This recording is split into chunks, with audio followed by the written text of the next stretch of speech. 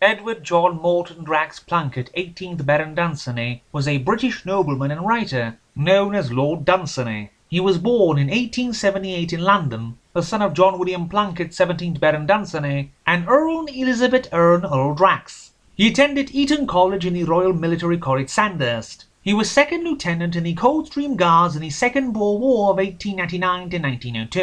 In 1904 he married Lady Beatrice Child Villiers. They had one son. As a writer, he was friends with George William Russell, Oliver St. John Gogati, and Rudyard Kipling. During World War I, he was stationed in Derry, getting a bullet lodged in his skull during the Easter Rising of 1916. During World War II, he was active in the Irish Army Reserve and the British Home Guard. In 1940, he became Byron Professor of English at Athens University, but had to be evacuated following the 1941 German invasion of Greece. In 1957, he suffered an attack of appendicitis and died in Dublin. One of his most well-known works is his first book, the 1905 The Gods of Pegāna. We will review his 1908 The Sword of Welleran and other stories. The Sword of Welleran has the city of Merimna, once having conquered all the lands around her, now drowsy and its people asleep, being guarded by the memories of its great heroes of more than a century past. Welleran, Surinard, Momolek, Rolori, Akanax and Yangireem. Great statues are erected on the walls of Merimna of the 6 heroes, and the people of the surrounding country fear them still alive, as surely men as this could escape even death, when in reality all had thrown themselves into a deep ravine when death was upon them, so their bodies would not be found.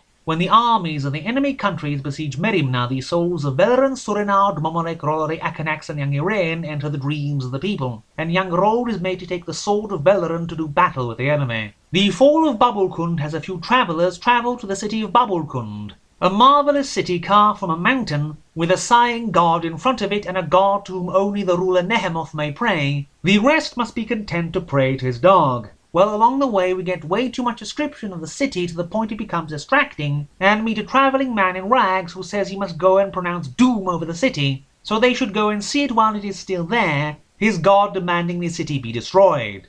The Kif of the Elf Folk has one of the Kif of the Elf Folk want to have a soul, but getting so depressed by life in the city she gives it to a countess and goes back to life in the marshes. The highwayman has Tom of the Roads hung dead from a chain, his soul unable to leave his dead body, until his mates take his corpse and put it in the grave of a bishop. In the twilight has a man drowning in the sea as he sees all the things of his life and childhood come say goodbye to him before he wakes up wet on the beach. The ghost has the narrator spend some time in an old room, watching dead people besieged by their own sins and trying to avoid wanting to murder his brother with the help of some geometry. In the hurricane we see Nuzwana, the whelmer of ships, relax on his one day off he gets in a century, before going back to make sure people can't get to the Happy Islands. The fortress unvanquishable save for Saknov has Gaznak, an evil wizard, come riding on a comet, and make people wander the cindery plains of hell in their dreams for the glory of Satan. But Leofric ventures to kill the crocodile dragon Tharagaverug to rip the sword Saknov from his spine, as it is the only thing that can vanquish Gaznak's fortress. He does so, cutting up a dragon or two before cutting off the old man's head.